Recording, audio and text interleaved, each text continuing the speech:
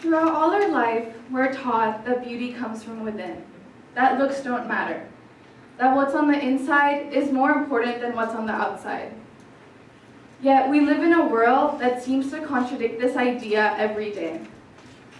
Society has set such an unrealistic beauty standard, a highly artificial one, where it promotes one figure to be beautiful and the other to be the complete opposite. And now there are devastating effects. Self-love means that you accept yourself fully, that you treat yourself with love and with respect, that you take action to nurture your own growth and your own well-being, that you're kind and compassionate to yourself even through those difficult times.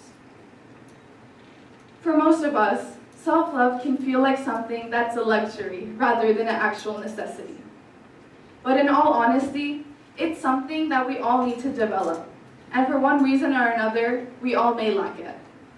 It may be the desire to achieve perfectionism, which in itself already entails a lot of self-criticism. I, for one, have struggled with this concept or idea of loving myself.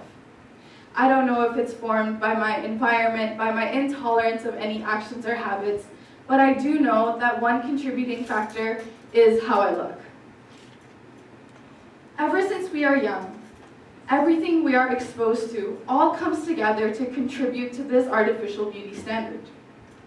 Even though our world may be improving in today's century, the size 0 Barbies I used to play with as a child, the social media that I go on every day now, it all comes together to have this effect which we don't realize in the moment.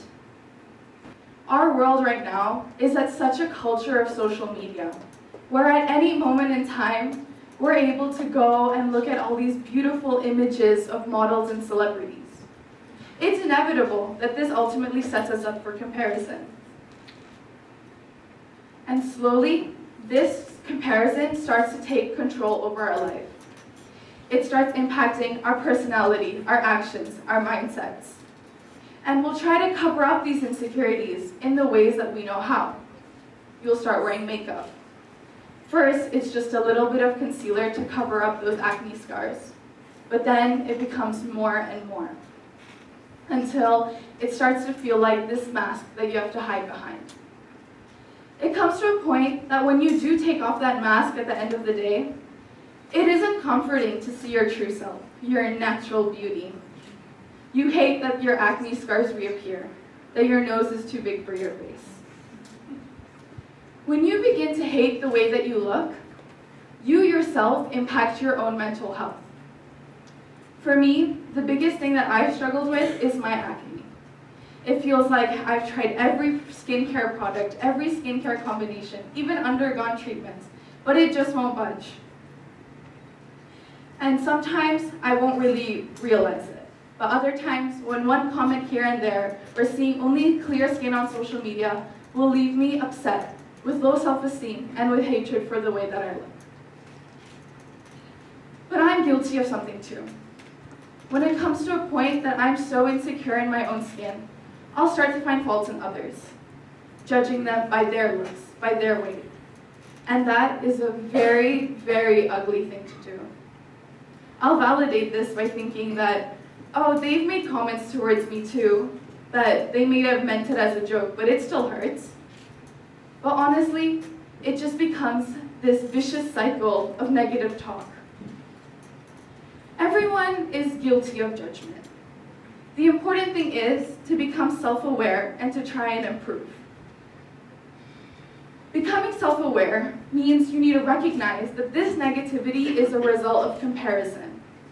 You need to shine light on the insecurities that you have to start truly accepting yourself for who you are.